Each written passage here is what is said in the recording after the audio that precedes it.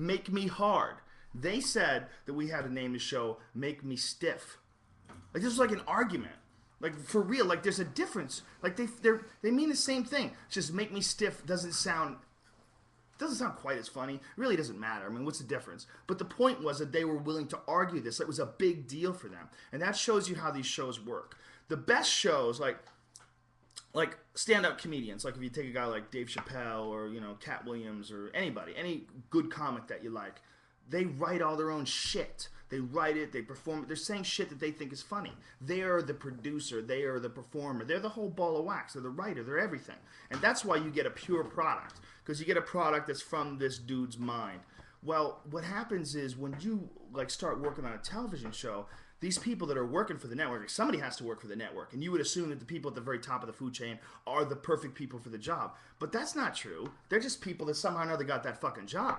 And a lot of them, they like to think that they know what's good. They like to think they have an eye for it, and they always want to put their footprint on it. They want to put their handprint on it. They want to change something.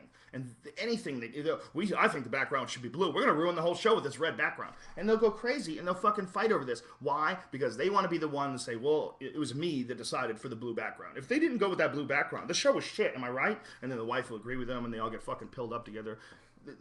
This is what they argued over. Make Me Hard. So this is, I got to keep this sign because it was useless. Because we had to change the sign to Make Me Stiff. Like, it's okay to pull out your fucking dick. It's okay to have a guy strapped to a chair thinking a chick is on top of him, and this chick pulls out this wrinkled, poisoned black dick.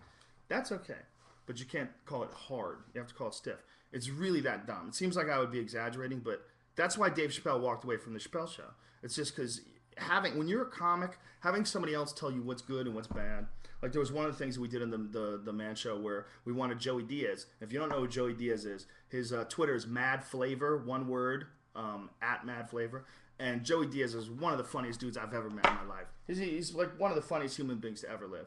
And Joey weighs like 350 pounds. He's down to 300. But back then he was like 350. And he would always get naked. He'd get naked all the time. Get naked on stage. And his balls literally look like grapefruit in an old lady's pantyhose. I mean, they're fucking ridiculous. And he doesn't shave them, but they have no hair on him. Like, he has no hair on his arms, no hair on his chest.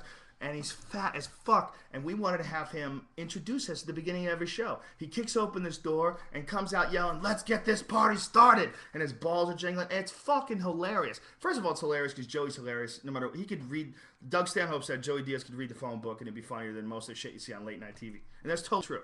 But they were like, that's not funny. What's funny about this? This is not funny. No one's going to laugh. It was like a big argument. And I said, listen, let's do 2 openings. We'll do one regular opening, and then we'll do one opening with Joey. Well, we did the opening with Joey, and they went fucking crazy. Of course. Everybody was screaming and laughing and yelling, and it set the tone that we wanted to have. Like, we're just trying to have fun. We're not, we're not trying to be relevant, or we're just trying to have something that people enjoy. Let's have fun. Let's have a fucking good time.